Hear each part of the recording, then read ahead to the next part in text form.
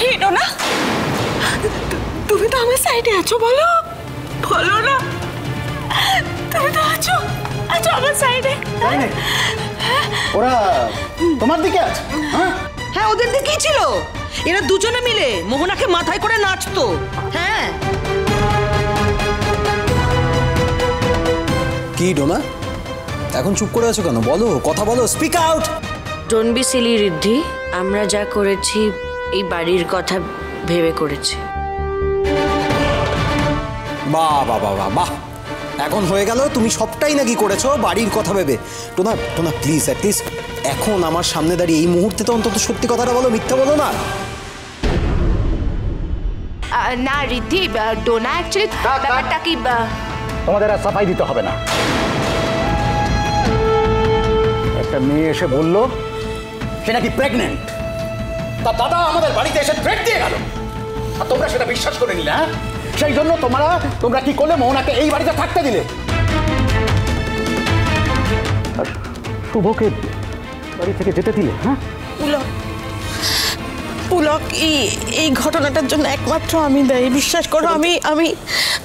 আমি সমস্ত দায় মাথা পেতে নিচ্ছি।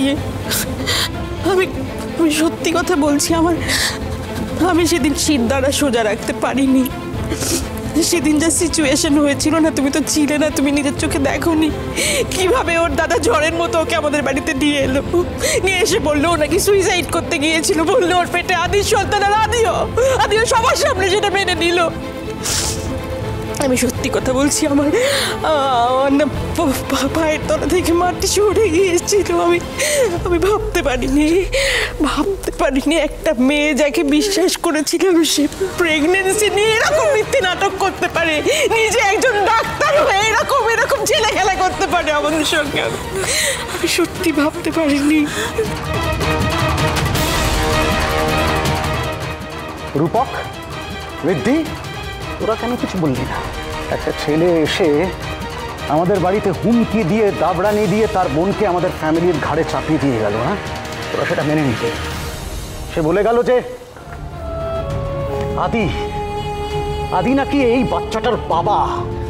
তোরা সেটা মেনে নিলি। হ্যাঁ, তাই জন্য তোরা এই মেয়েটাকে আমাদের বাড়িতে রেখে দিলি, আর আমার বাড়ির লক্ষ্মী তাকে তোরা যেতে দিলি। কিরে, জবাব আছে তোদের কাছে কোনো? তোরা সবটা মেনে নিলি?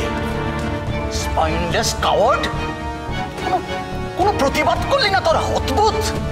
না রে দাদামণি, আসলে আমরা না। দাঁড়া, এটা বলিস না যে তোরা ভয় পেয়ে গেছিলি।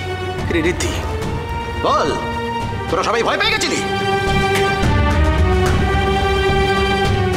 না রে পুলক, শুধু ভয় না, ভয়ের থেকে আরো বেশি আকাশের হুমকিতে পুরো বাড়িটা ভাগ হয়ে গিয়েছিল।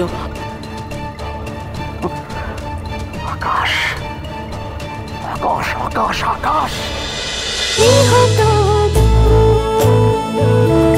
গৃহপ্রবেশ সোম থেকে রবি রাত 10টায় স্টার জলসায় ও জিও হটস্টারে।